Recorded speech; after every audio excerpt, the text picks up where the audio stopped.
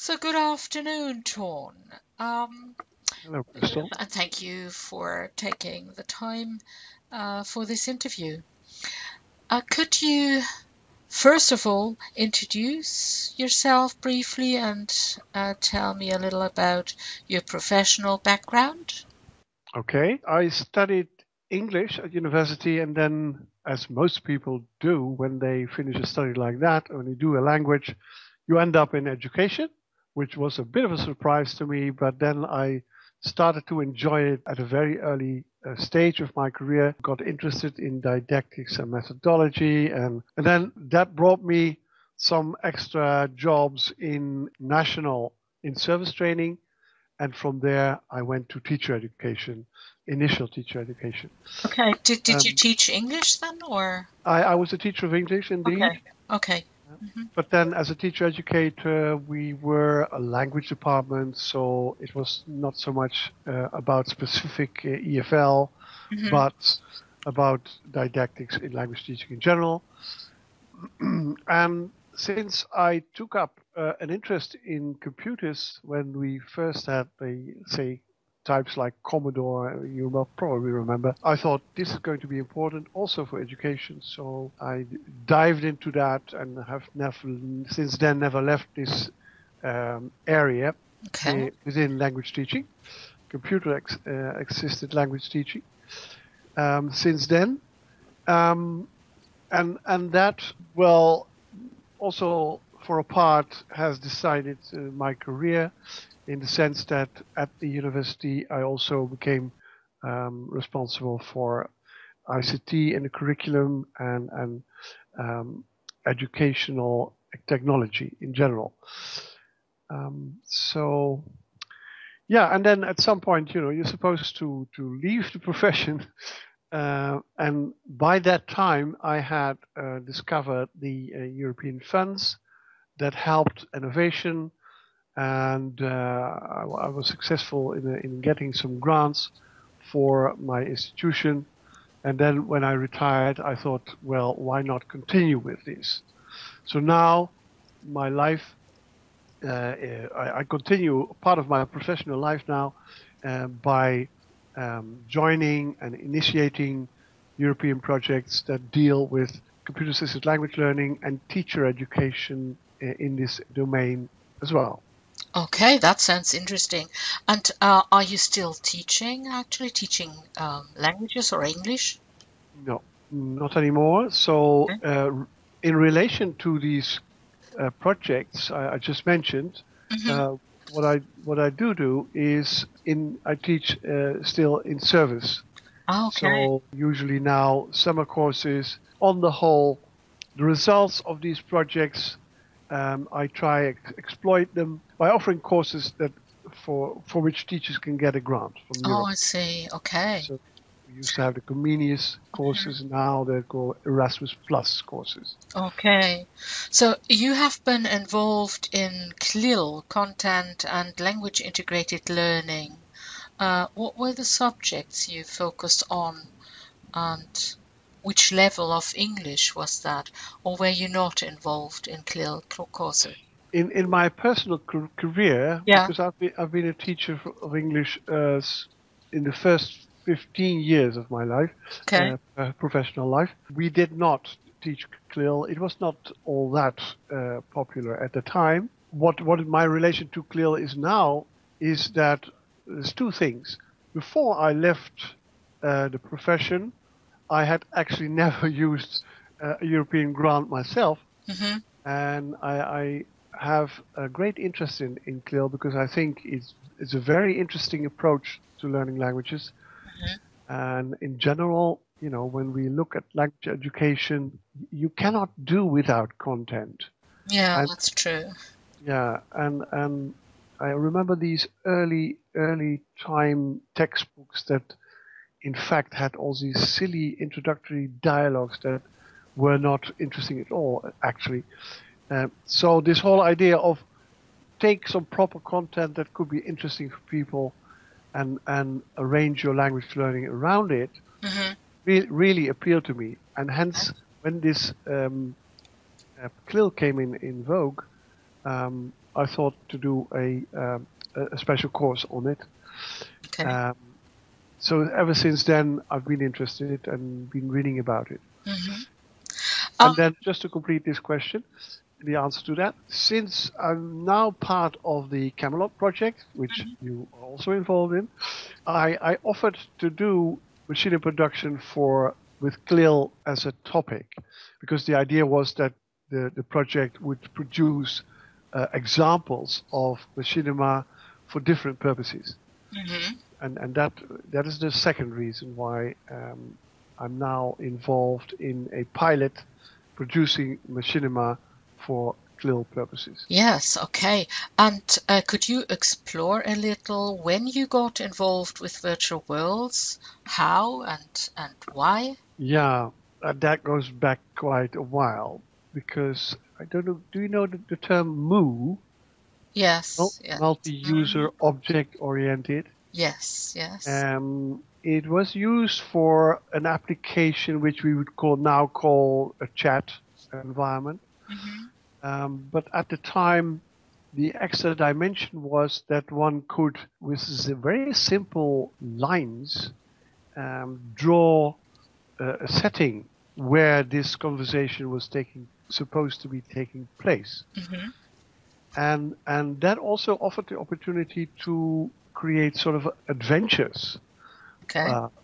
where you could offer people an experience, saying you could have a number of commands, like open the door or read the book, or go east, and then you ended up, then that command was executed, and you ended up, well, a book which again was just a few lines on the screen, was then opened, and a piece of text was presented to you. Now that was sort of the first step to, well, sort of virtual reality, if you can call it that, because it's still yeah, further away from reality than just hearing someone's voice, like in a chat. Mm-hmm. And when then the graphics came, to be concrete, with I think with the launch of Second Life, then I got interested, because I thought, well, this brings an extra dimension, and this was in the 80s, 1980s. I got interested in this move movement, and then later, when Second Life came, there was also a time when there were some national grants for ICT to get innovation implemented in education, in Dutch education, and I applied for a grant to do a virtual version of what we know here, and I believe in some other European countries the concept is known as well as language village. Are you familiar with? Yes, yes. Mm-hmm. So in brief, the idea is that a school changes its aula or its gym into a number of stations where people can practice their practical language skills, like buying a ticket for a train, going to see a doctor, what have you. All these communicative dialogues that in the 70s, 90s, till the 90s, sort of also found in the textbooks. So put in a project that would make a virtual version of that idea, thinking that one could get rid of all the organizational hassle for so many people to build the gym with these stations, to have all the extra attributes there, to make things look realistic. At least if one could build a virtual environment for this, then once you've done that and invested time and probably also money in it, if you can't do it yourself, then it is there all year round, and not just one day in a student's life, which also opened up, and I think that was my main motive, for getting more attention for the productive skills, for speaking skills in particular, at the early stages of language learning. because in my experience, although of course in the textbooks the authors tried to get attention for it, but in practice, being an in-service teacher, I found that not much attention was paid to it. Mm-hmm. Not all teachers could manage pair work. Soon, when everyone starts talking, it's a bit of disquieting. Mm-hmm. Neighboring teachers knocking on the wall. What is this? What's going on here? Mm-hmm. Mm-hmm. So I thought, if we have a virtual environment, then we can, from the start, make students realize what it means to practice the language or to use the language for real purposes. Okay, so that was another drive to dive into these virtual settings. Well, that sounds fantastic and very innovative. A long time before other people thought of it. This also, your response also covers part of my question I was going to ask, and that is, which advantages does 3D environment have compared to learning in a physical classroom? Could you name some scenarios that are difficult to realize in a physical classroom, or that are easily set up in a virtual environment? Yes, well, if you have a mental picture of the language village in a physical sense, Mm-hmm. that usually involves, say, some 10 stations, 10 settings. Yeah.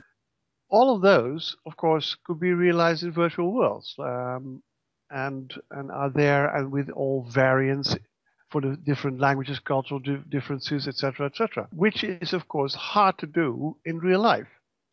Yeah. But perhaps the more out of the box things, and perhaps appealing more to one's imagination and giving a feel of added value, might be things like sitting on a flying carpet, Mm-hmm. which is for language teaching perhaps not, or a bit too extreme. But another example would be, for instance, not so much talking about, for instance, a painting, famous painting in arts class, if that were to be in a second language, Khalil-like, is to actually sit in it, Mm-hmm. which brings on all sorts of different perspectives and new insights, which, as an experience, are difficult to actually realize in a classroom setting. Yeah, that's true. And have you ever produced your own machinima? Yes, I tried my hand at it, Okay. and actually the being a member of the CAMELOT project also made me decide that it really got time that I invest more time on the visual element, because Mm-hmm. it's so obvious that we're moving away from a textual context to a visual context with YouTube films and what have you, and images and photos and film. Uh-huh. That I bought myself a video camera, because then I can create both the real stuff and integrate machinima in them. That sounds fantastic. When did you actually first come across Machinima for language teaching or CLIL? I did not really know the term before I got invited to join this project. Okay. Uh-huh. So we're talking about 2013, say. Mm-hmm. And have you ever had your students create their own Machinima? Well, the thing is, if I say 2013, by that time I had retired. So not having my own students, no, I don't have that Yeah, experience. that's difficult. Yeah. How do you think that teachers could be motivated to have their students create their own machinima? Also within the project, I find myself in a position where I stress the need to make a distinction between using virtual worlds in your teaching Mm-hmm. and using machinima. I think they're actually two different things.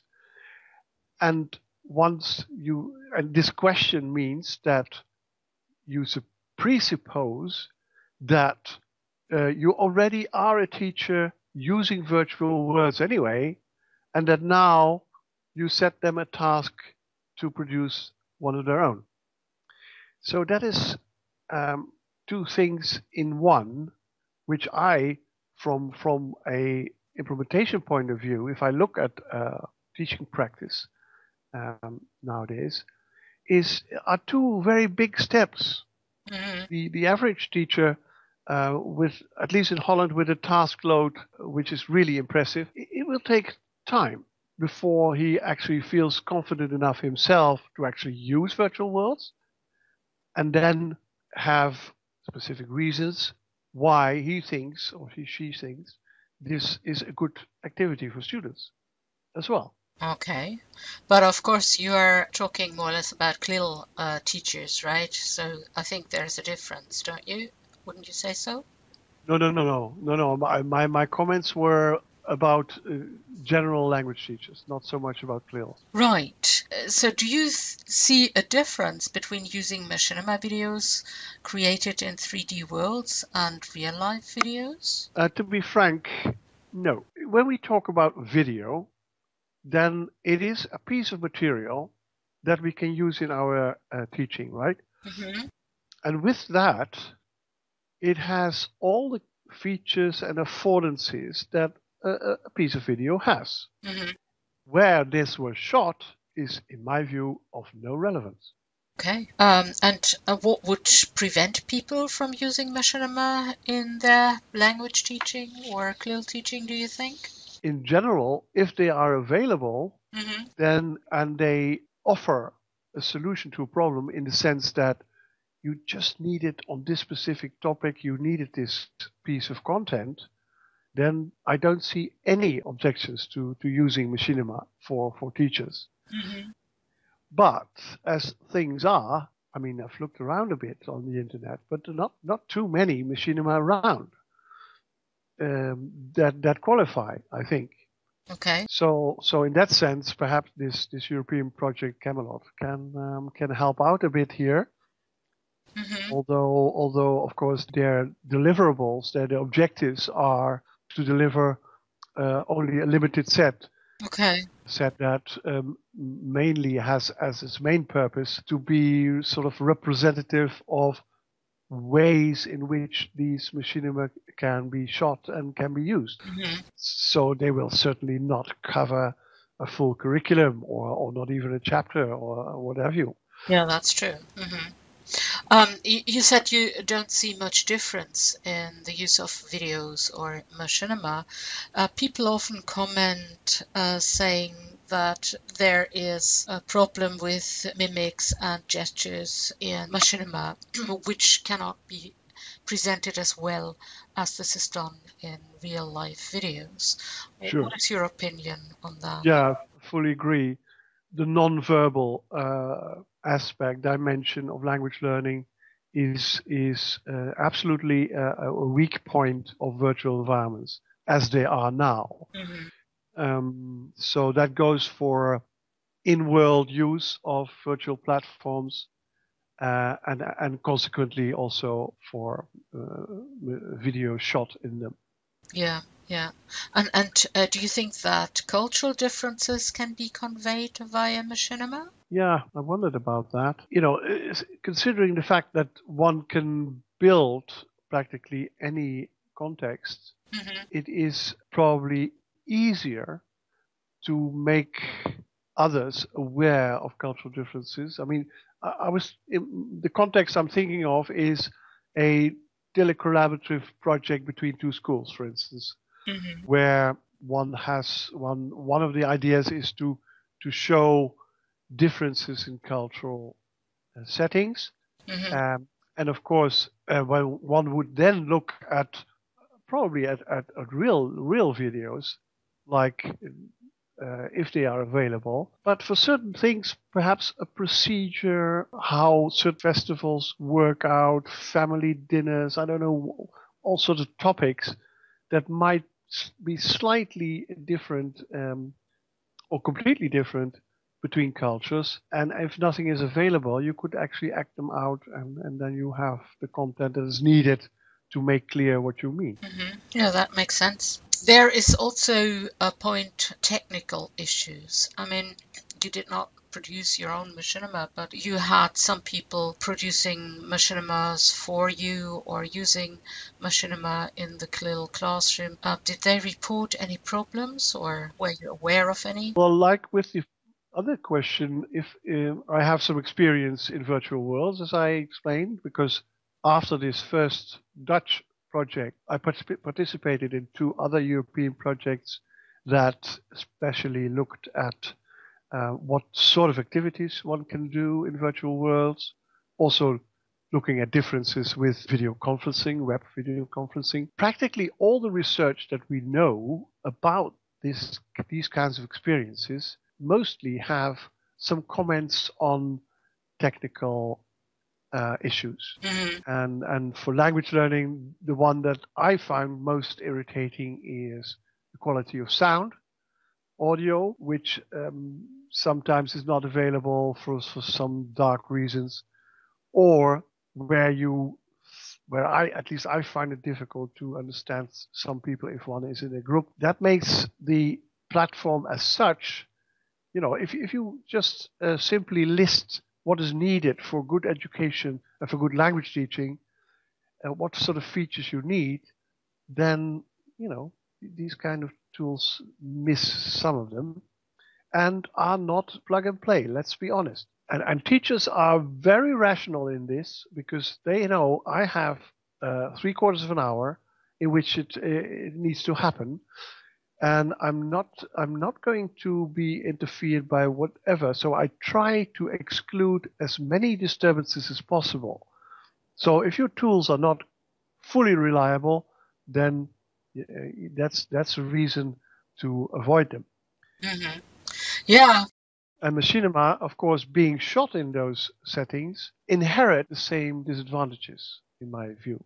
And then, of course, it needs to be tweaked, and it needs to be some scenes have to be shot again, etc. So then comes the other element, namely that is quite time-consuming. But isn't that like in real life? I mean, if you have a real life video, like, you have a TV studio, and how often are the scenes reshot then? And you have to have more people? Well, I mean, there are advantages. And I must say, as you know, I'm teaching German in virtual worlds, and what I felt, of course there's sound problems at times, but there are other things that compensate this, which is neglected actually in real life, because you then use text chat, and you have individuals write text while others speak, and I think there are more skills trained, and so I find there are quite a number of advantages really, but certainly for small groups there are other features that are interesting and have added value. Sure. Yeah. So how do you think Machinima videos can enhance language teaching or CLIL teaching? Sort of covered a bit of this question, but especially processes, for instance, that are difficult to understand. And if there's no real life footage available for this can be a real, it can bring something to a certain curriculum, certainly. Yes. True. Yeah, Ton, I don't have any more questions, but if you would like to add something, you're most welcome. Yeah, perhaps I can enlarge, if we're not running out of time, a bit about this CLIL experiments that we did. Sure. So at this school, which, by the way, all these teachers were volunteers, and eventually, after I'd explained what was involved, etc., one of them said, "Yes, okay, I'd like to experiment with this," and it was a mathematics teacher, and my experience with the actual technical things is limited, as I reported, but with the whole development of what shall we do, how do you create the storyboard, what's going to happen in class and on film, etc. That whole process we went through together, which I found a very interesting experience myself. And luckily, there's internet for you.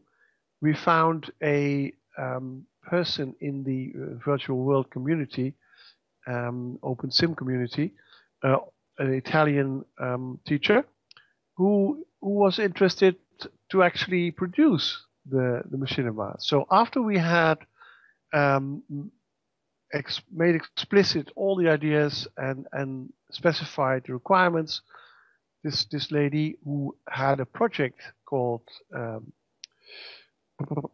Math Land, so virtual world about mathematics, used that environment to actually create the Machinima. Okay, so it's there now, and one of your questions, which we discussed before, is where you ask how can we actually show that Machinima can have added value, which I personally think is a very ambitious question, research-wise, because there's so many variables. It's so difficult to isolate this element, like with or without treatment, as they call it. So have a class that has been randomized or what have you, do a Machinima and have a work with Machinima and the other not. But that is exactly what this CLIL teacher attempted. And he had a questionnaire out there afterwards. And he even had them make a little test. So these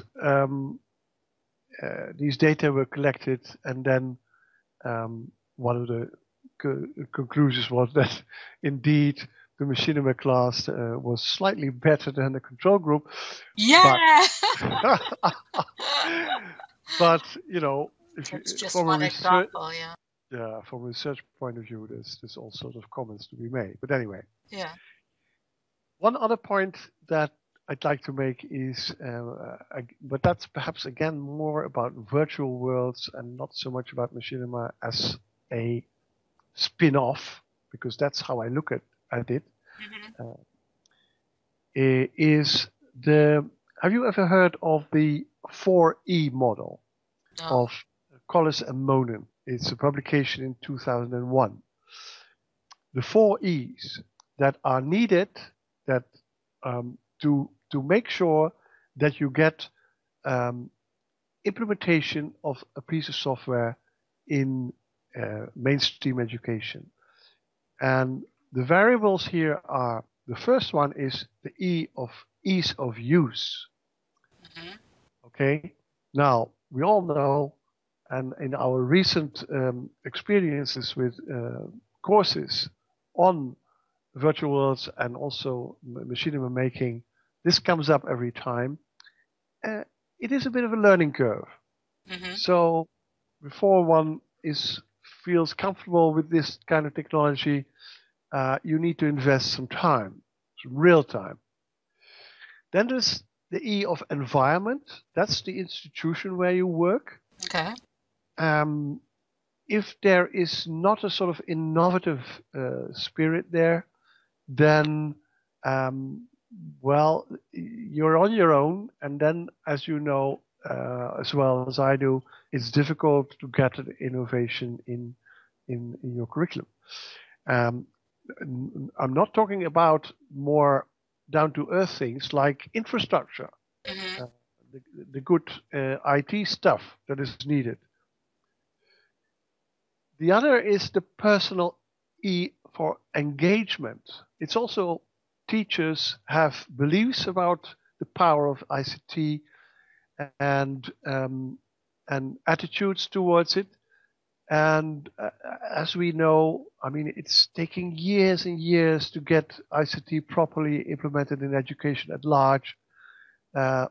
We are sort of missionaries, brothers and sisters who believe in this, but it's not a fully shared concept, I think, yet. Mm-hmm. And finally, and that's what the bridge to our research talk of a minute ago is educational effectiveness. Mm-hmm. I mean, do we see enormous gain? Does a teacher see that? Are there publications that prove that? Not yet. So we have a long way to go. Okay, yeah. Well, thank you very much, and I'm looking forward to discuss that further at another time. Thank, Okay, thank you, Christel, for thank your you, time. Tom.